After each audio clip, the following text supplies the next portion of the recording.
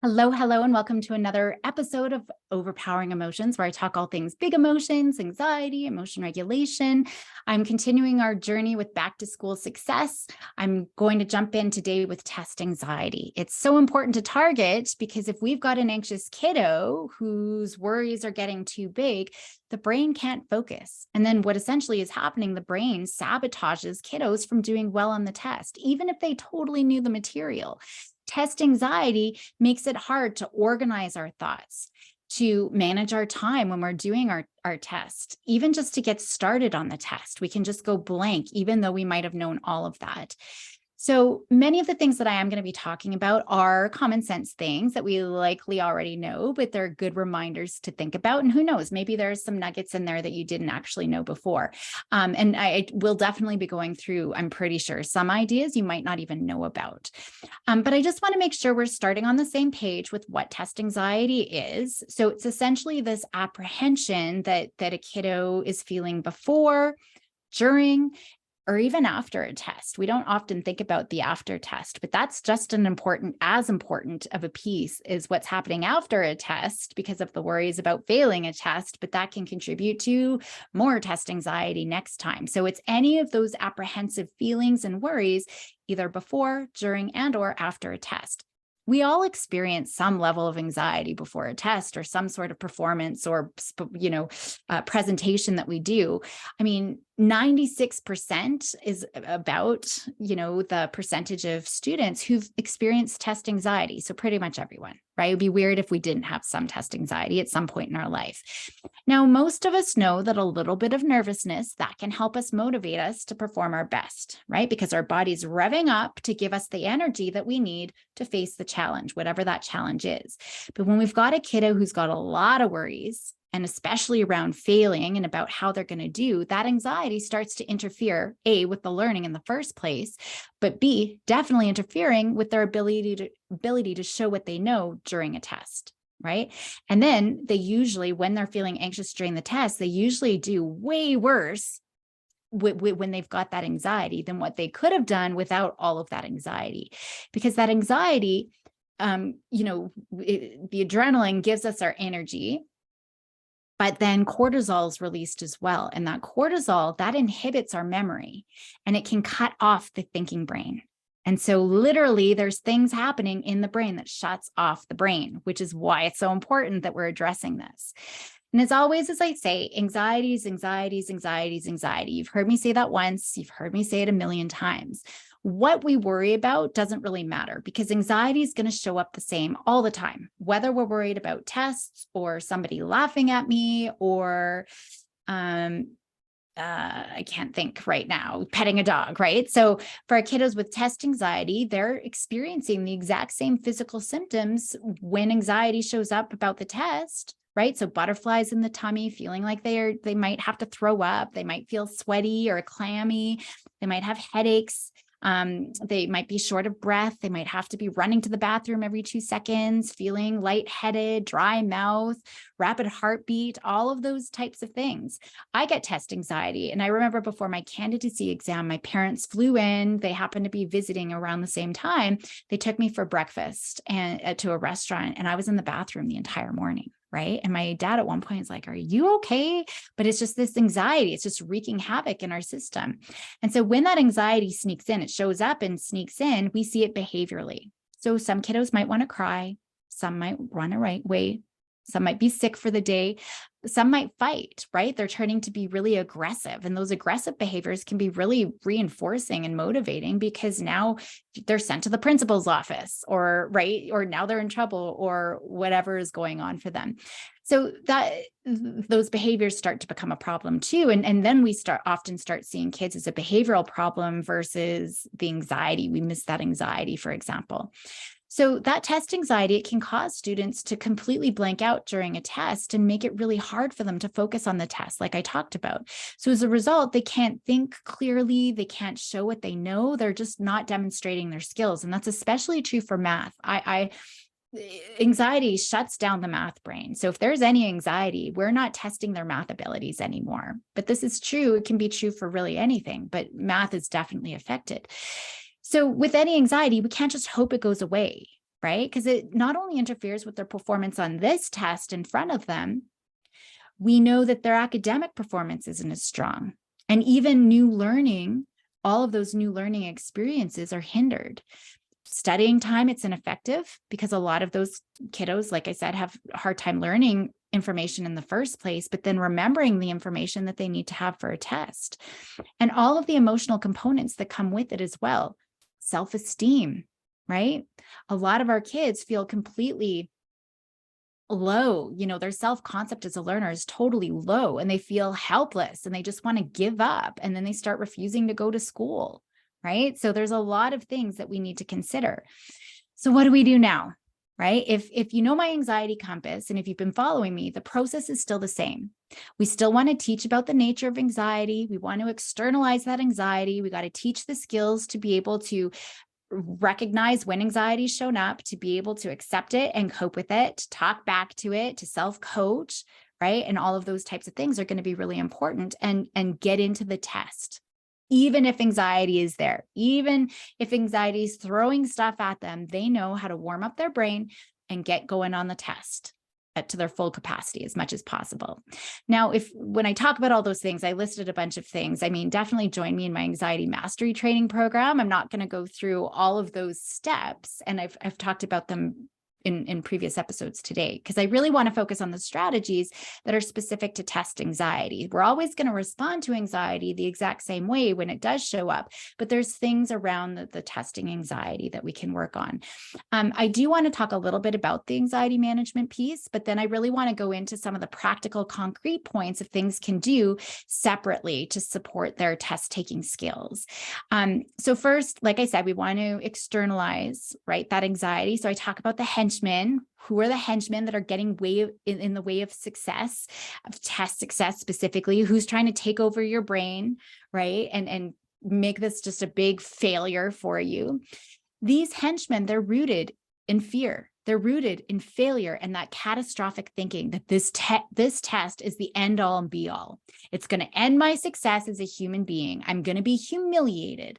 I'm not going to graduate. I'm never going to get a job. I'm going to have to stay with mom and dad for the rest of my life, or just be homeless, right? These henchmen want us to believe the worst case scenario from this one little test, even a test that's only worth like 5% of our grade, right? It is catastrophic. And we might not be thinking all of those thoughts, but that's the feeling. It is the end of the universe as we know it. And so, as with any anxiety that shows up, we need to acknowledge those henchmen. So getting curious is really important, right? We know that's the antidote to feeling anxious here. Getting curious. Which henchman is showing up right now? Who is it? And even doing that, can be calming for our nervous system. Who is the henchman, and what's the conspiracy that they're trying to spin today to try to freak me out? How are they trying to affect me physiologically? What's happening in my body? So by doing this, by getting curious and trying to identify who the henchman is, what the stories are, how it's making me feel in my body, guess what? We're keeping our prefrontal cortex online. It helps us stay objective, and then we can use our strategies for anxiety management. So we could be talking back. That's where the self-coaching is going to be coming in, the self-coping statements, any little rebuttals to those little henchmen who are trying to cut down our confidence, right? Because that's what they want. They want to cut us down. Our brains are built, you've heard me say this before, to be anxious and depressed, so that we'll just stay in bed under the covers because then we're safe. So it wants to cut down our confidence. Don't go to school. It's not worth it. You're just going to humiliate yourself. Stay in bed where it's safe, right? So we can identify, I see your tricks. I know what you're trying to do. You're trying to cut down my confidence. So thank you very much for trying to help me, but I want to do my best. I want to see what I can do. So there's obviously a lot of front loading that needs to be done. There's a lot of work and skill buildings that need to be done for those kiddos to be able to manage that anxiety when it shows up. Now, if there's a time when we're working with a client over time, let's say you're not just working today for a test that's tomorrow, but let's say you've got some time. I do love bringing in visualization strategies with anxiety, and testing situation is no exception. So over time, when I work with my anxious kiddos, I'm building in lots of various visualizations, and with testing specifically, I'm having them visualize themselves in the testing situation, right? With a little bit of nerves. So there's, again, lots of things that we go through to help them see themselves in that situation, start activating that amygdala. So they're starting to feel a little bit of that discomfort, but being able to ground themselves and stay focused and keep their prefrontal cortex online. That's what a lot of the training that I do with the visualization. And then I start pairing that, bringing in some uplifting, positive emotions to start building a more positive, adaptive association in the brain. That's where we need to get to. Now, if for some reason the kiddo isn't writing in a class with everybody else, then I want to make sure that they can see in their mind where it is they actually need to write the test. So if it's not in the classroom, let them see their space ahead of time so that we can use that location in our visualizations. That's going to be really important. Now, there's some practical, concrete skills to set kiddos up for success. I'm going to go over a few of the basic lifestyle things to think about. Again, these are some of the common sense things. Making sure they've got enough sleep before a test. For sure, that's important. Good sleep hygiene is important because the brain's just not going to work properly if we're tired. And when we're tired, things like regulating our emotions, things like making our working memory support, they're all out the door, right? So we're not pulling all-nighters. We cannot do that. I'd rather that they study what they can and go to bed early. And if you're studying properly anyways, and I'm going to be talking about some study strategies next time, if they're studying properly anyway, they shouldn't be studying anything new the night before anyway. So if they're doing any studying at all, it should be a quick review. That's it. So definitely not pulling any late nights or all-nighters. But sleep is important always. And so it's not just about the night before. We want to make sure that their sleep hygiene is healthy all the time, because that's going to be really important all the time for optimal brain functioning anyway. So that would be a number one priority that I'd be working on. Eating breakfast too is important, and not just breakfast. The dinner before is going to be important. The breakfast certainly before is going to be really important. We don't want sugary carbs. You don't want a big bowl of Cocoa Puffs. That's not going to help our brain at all, or huge amounts of caffeine. That's not going to be helpful. Something with high fiber, healthy carbs, right? Those are going to be really important. But just like sleep, it's not just about the breakfast and dinner before. Even when they eat a week before, so that week before a test, that can make a difference in their brain performance. So again, we want to have healthy strategies and healthy sort of diets to promote optimal brain functioning anyway. So something to think about. It's not just the night before. Hydration is definitely important because our body automatically sends out stress hormones and increases that cortisol if we're dehydrated. So if we're dehydrated, cortisol comes in, blocks our working memory. We are not going to do great. So water is important too. All healthy lifestyle things that we want to maintain regularly anyway. We got to make sure their physical well-being is maintained. We know long-term benefits of exercise and physical activity helps tame that trigger-happy amygdala. So we want to make sure that our kiddos are getting that hour of physical activity every day, 1 hour every day. So important. And that's going to boost their brain functioning. There's going to be blood flow to their brain. They're going to be able to focus better. All of those things are going to be really important. And so exercising before a test, I mean, again, we're maintaining a healthy lifestyle, but even right before a test can be really helpful because it's using up. If you think we're a little bit nervous, all that adrenaline's pumping up. Now we've got all this energy. And there's that cortisol that's going into the body as well. So we can use up some of that cortisol. We're going to increase the blood flow to the brain. Again, that's really important to access information from our brain. We're going to boost our alertness. And right before the test, so not even just that morning, right before the test, it's helpful to do some bouncing or shaking. I mean, that already, I always talk about how we can't change our anxiety, but that actually helps calm our nervous system. So just shaking on the spot, doing some jumping jacks, that can help our nervous system down a little bit as well. So I think that that's really important to think about, just on a bigger scale, right? That are we doing these things to support their success? I'm always talking about optimizing brain functioning. So all of those pieces are going to be really important. We definitely don't want to add any more compounding variables if we can help it, right? So making sure they're not rushed in the morning. Being rushed is so anxiety provoking. So that's not going to be helpful, because that's just reinforcing the anxiety, right? Now they're just shaking and anxious just from being rushed. So making sure they've got loads of time to get to the test is going to be really important. And same thing too with making sure they've got all the materials that they need. I'm going to be looking into the long-term things that we need to work on to support kiddos when we're looking at the anxiety, as well as some of those immediate things, right? So there's a lot of skills to be addressed that I am going to be addressing as well.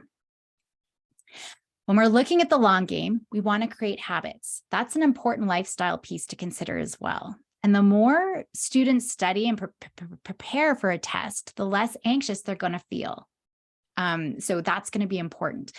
I'm not a huge fan of homework, especially for kiddos in elementary and middle school, junior high, but so I'm not focusing on that and making sure we're focusing on the content and what's getting done there. But I do encourage parents to instill healthy study habits, right? So this is an important time, especially by the time they hit teenage years, to have these healthy habits.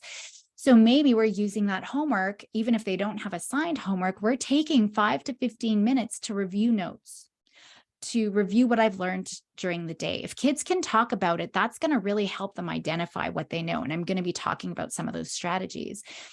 So to be solid with all of this, we definitely want to make sure kiddos have a consistent daily habit for being able to study and or complete assignments daily.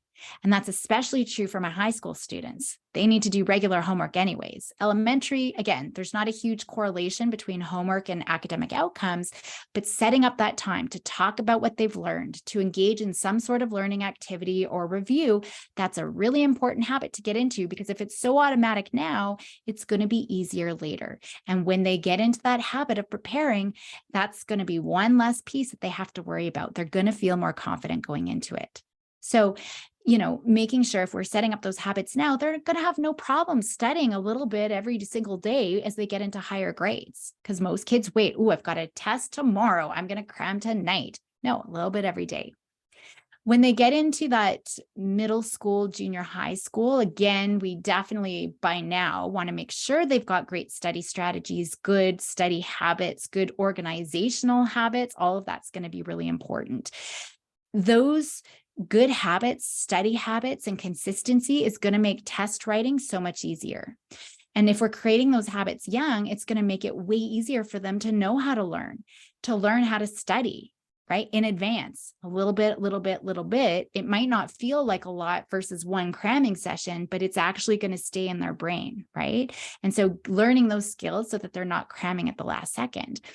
And so, like I said already, the night before the test, it's not the time to cram. We are going to get very little information into our brain, and certainly no information that's going to be held for more than tomorrow, right? So for a final exam. So maybe it's a final review, but it's never learning new things. It's not trying to study new material or remember material that's hard. That studying, it really needs to be spaced out beforehand. So when I schedule things out, and I'm looking at their study time, I have them cross off that day before the exam. So when we're doing any scheduling, there's just nothing that they're going to learn. It's just a review day, and we go through what is it that they're going to review that day. So then we're going to work, okay, let's say your exam's on the 20th. We're going to work backwards. So today is the 5th. So that gives us really 14 days, because we're crossing off the one day before. It gives us 14 days that we know this is the amount of material. How are we going to spread that out over the 14 days? But look, you've got practice. There's some hockey practice. You're not going to be able to test those 2 days. So now, or study those 2 days. So now you only have 12 days, right? So we're going to work backwards. And by being prepared, our students, they can really use some positive self-talk to keep them grounded in reality and not spiraling out of control into failure, because they can remind themselves, look, I had these 12 full days. I studied every single thing. I know everything that I could possibly know, that I could possibly remember right now. right? Or at least learned what I could to write the test. And these are the things that I learned. And this was the effort that I put into it. So we're focusing on that process and that effort versus the final score outcome. And that's what we're going to be reinforcing as well. But already that gives them one good positive coping statement when they actually can prepare. So that's why that's going to be really important. So with all students, we want to make sure that they've developed some really good study strategies, some good homework strategies, but then also skill building. What are some foundational skill building pieces that they need? So maybe it's study skills, test taking strategies, organization, note taking, prioritization, time management. All of those things are going to be really important. Do they know how to break things down into bite-sized pieces? Do they know then how to solve one manageable piece of that at a time? So this could be a skill that we're learning in assignments, right?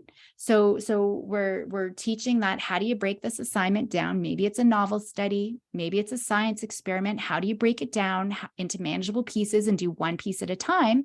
And now we're going to use that exact same framework of how we break the assignment down. We're going to put that into the test question as well. How do you break down a test question? Being able to break a question down into its component parts and knowing first, what is the question asking me? What kind of answer is it wanting, right? What are the different options? What's the difference between option A and option B? Those are going to be really important. Again, I'm not going to get into all the skills right now. So being able to understand where is the breakdown for this student, right? That's going to be really important for you to identify what are those. And I'll have a resource of key skills to support effective test taking too that you can look at. And then you can maybe start identifying, what does this kiddo need to work on so that we can build those skills. And if there's enough interest with you, the listener, reach out to me and I'll have an episode on effective study strategies. So definitely reach out to me, email me if you'd like to hear an episode on those specific skills and how to build those. I'm happy to do it. It's just too much for today. But like I said, I will give you some of those ideas, just at least a list of things that you can look at least. That's going to be really important. One important skill that I do want to mention that students really need to learn before they even start to study for a test is advocacy.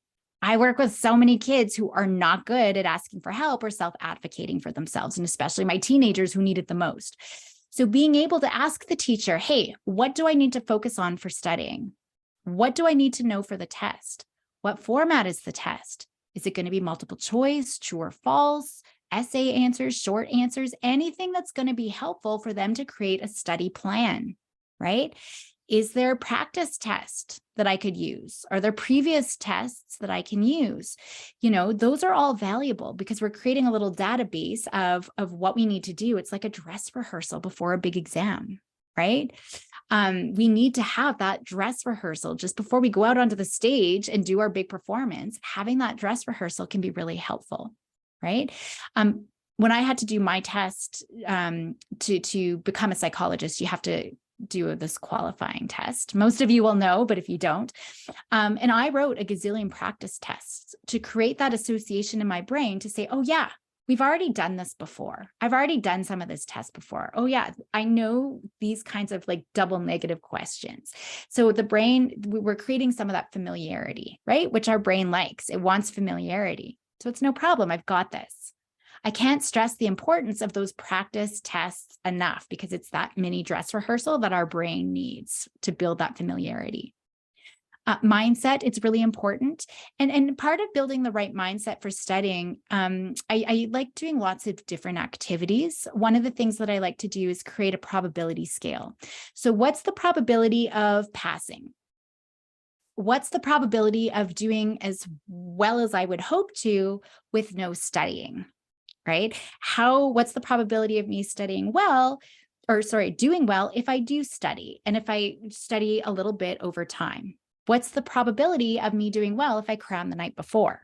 Right? So they are visually seeing, and I like doing those probability charts and scaling questions on paper so that they can see, you know, cramming the night before, I'm probably going to remember this much. Or I even have visuals like this, and I'll be talking a little bit about this in study strategies. But if you cram, you know, you're only going to get a little bit in. But if you over time, our learning, you're going to look at how much information you're going to be able to review and learn and know for the test. That's totally going to affect, if you're only knowing this much versus this much, that's going to really affect your confidence, your ability to cope and use positive coping statements when you go into the test, right? So what's the probability if you're reviewing notes every day, right? So from that visual, that they're creating, they're teaching their brain, oh yeah, it really is important. It's not like, oh yeah, I know I'm supposed to study. It's oh wow, look at the difference here, right? So then we can ask, well, what's your game plan? What do you want to do, right? So now we're asking that open-ended question. It's meta questioning so that they can start thinking about their own thinking and their own study habits, right? What do you need to do, and what supports do you need? How can I help? Creating that plan is going to be so important. It's not just hoping for the best. Oh yeah, I'll just plan every day. No, we are creating a study plan. Like, you are going to get a calendar like this and color code your subjects, right? And this is everything that I need to study. And now I'm actually going to plan it. And so I know exactly today I'm going to read pages 22 to 33 in my science text. That's what I'm going to review, right? We're going to put it down piece by piece. So that's going to be important. So once they're putting in that consistent planning and effort, and then they know exactly, okay, here's my sticky. I know exactly what I'm going to be studying today. There is no, I don't know where to start, right? So then they start creating that. We can reinforce all the effort and the consistency that they're going to be putting into that test taking. That's going to maintain their motivation and engagement. So we always want to make sure that we're focusing on effort, the effort that they're putting into reviewing things and getting the work done. It's not about the grades. You can get on their back about their grades if they're cramming the night before, don't do any studying. Actually, my little one this morning on her way to school, oh my gosh, as she's packing her backpack, oh my gosh, I brought my study notes home and I totally forgot to study. I'm like, when's your test? Today. Oh, what's the chance that you're going to do very good? I don't know, right? Well, now I can get on her back about the grades, right? Because she left it last minute. No, I wouldn't do that though. I would say, hey, kiddo, okay, so what can we do to start building these healthy habits, right? And what can we do? So checking our backpack at the end of the day could be really helpful, right? So it's really important too, because oftentimes our anxious kiddos, they're already thinking they're not going to do well. So they're lacking that self-efficacy. And if they're already thinking that they're not going to do well, they're shutting down that brain, right? And they're creating this sort of self-fulfilling prophecy where they don't do well because they're worrying about doing well. They don't know where to get started. They're overwhelmed. They're not able to retain information. And so then they're not going to do well. And so that's why we really need to focus on the process and the effort and the consistency in organization so that they can self-coach themselves on the things that they did well to prepare. It's not about the outcomes. As I know I did my best in studying and doing everything that I could, right? I did everything I could, because then we're focusing on strategies to boost the confidence in themselves. We're not trying to talk to them. Oh, you're so smart. You're so good at math. You're going to do fantastic. No, that's not going to be helpful at all, right? We're focusing on building their confidence based on the prep work that they did before they took the test. And then anything that comes after is going to be way easier. And I do have really incredibly anxious kiddos who they've got severe avoidance behaviors, right? Where they maybe haven't written tests in a year or 2 years or 3 years or 6 years. They haven't been doing homework. So for these kiddos, my focus then is just building this positive, successful momentum for them, right? And so while a lot of my study strategies are usually focusing on the material kiddos don't know, for these kiddos who do have the severe avoidance, who aren't feeling successful, who haven't had, been writing tests, I'm really focusing on studying things they do know, because I'm looking at what's my goal here, right? For their goal is going to be very different from a kiddo who is wanting to learn this material now, this new material, right? It's going to be very different from a kiddo who wants to be successful on this test versus the kiddo who hasn't ever written a test in a long time. So for these uber anxious kiddos, just like our school avoiders, our job is to focus on them getting back into the test writing game, right? Whether it's back in the classroom, back into writing a test in the first place. being successful in the first place. And so I'm modifying tests so that they experience success and that confidence. So, hey, I could go into the testing situation and show what I know. Even if it's easier stuff, that's okay. So they're just studying things they're already confident in. So we're not, making it so much harder. We're just building the skill of getting into a good study habit, right? And then when they're being tested on those things that they're confident with, so that they can see that correlation, it's helpful to study to then do well. And so we're starting to pair the brain. It's all about making those associations in the brain. I'm always talking about that. Their brain is going to be like, hey, look, I did know a big chunk of this.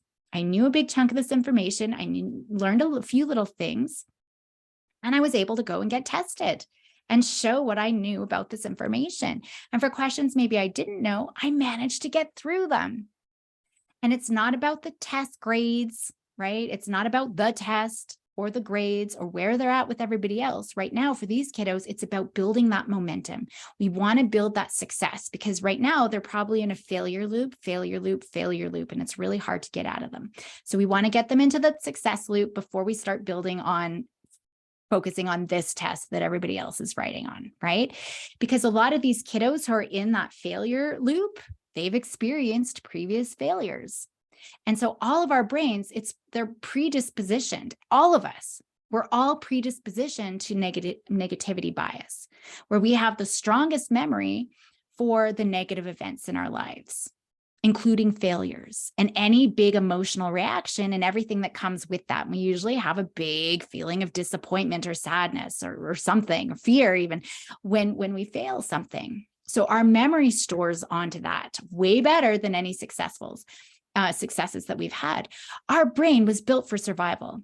And so any negative event, whether it's related to survival or not, it's going to hold on really tight, right? And if we already have an anxious student, that bias is even stronger. So that's true for everybody, but really true for our anxious kiddos. But then we can rewire the brain. We don't have to be defined by our previous experiences, right?